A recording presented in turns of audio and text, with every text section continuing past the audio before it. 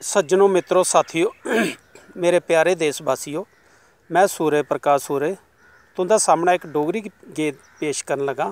मेरे गीता दे बोलन कोठे उपर बेहियै कां कां बोलदा। लो हुण सुनो तुस गीत, डोगरी गीत। कोठे उपर बेहियै कां कां बोलदा, अज कुन्नै घर औना साड़ा मन डोलदा। कोठे उपर बेहियै कां कां बोलदा, अज कुन्नै घर औना साड़ा मन डोलदा।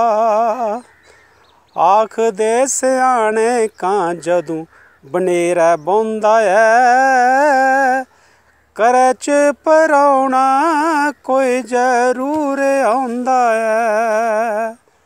आखदे स्याने कां जदूं बनेरै बौंदा ऐ, घरै च परौना कोई जरूर औंदा ऐ।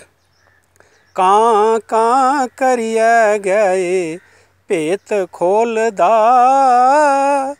कां कां करियै गै भेत खोलदा। अज कुन्नै घर औना साड़ा मन डोलदा, अज कुन्नै घर औना साड़ा मन डोलदा। फंड वारी दिंदे मन च सोचदी रवां, फंड वारी दिंदे मन च सोचदी रवां। कुन्नै साड़े औना मन च खिड़ी खिड़ी पवां, कुन्नै साड़े औना मन च खिड़ी खिड़ी पवां। पूरा दिन इक्खियें च मन रोलदा, पूरा दिन इक्खियें च मन रोलदा। अज कुन्नै घर औना साड़ा मन डोलदा, अज कुन्नै घर औना साड़ा मन डोलदा।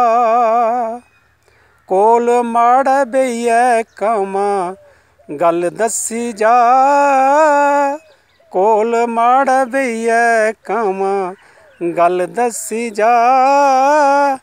नां उस परौने दा सनाइयै नस्सी जा, नां उस परौने दा सनाइयै नस्सी जा। साड़ा बी मन हिरखी गल्लां फरोलदा, साड़ा बी मन हिरखी गल्लां फरोलदा। अज कुन्नै घर औना साड़ा मन डोलदा। कोठे उपर बेहियै कां कां बोलदा, कोठे उपर बेहियै कां कां बोलदा। अज कुन्नै घर औना साड़ा मन डोलदा, अज कुन्नै घर औना साड़ा मन डोलदा।